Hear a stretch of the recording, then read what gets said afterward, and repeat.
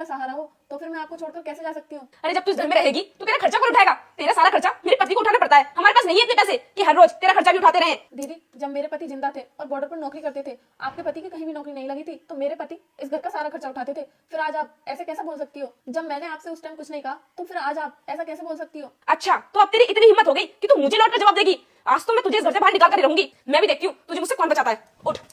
दीदी, दीदी मुझे घर से मत निकालो। दीदी, क्या कर रही है? दीदी दीदी निकल। रुक जाओ भाभी जी, ये क्या कर रही हो आप? रोहित, रोहित तुम जिंदा हो?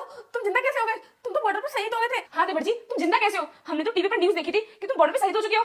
भगवान का लाख लाख शुक्र है कि तुम बच गए और सही सलामत हो। और देवर जी तुम्हें पता है, तुम्हारी खबर सुनकर तुम्हारे भैया और मैं कितना रोए थे, बहुत परेशान रहे थे। तुम्हारे भैया ने तो कई दिन खाना भी नहीं खाया था और मैं तो बहुत गहरे सदमे में चली गई थी।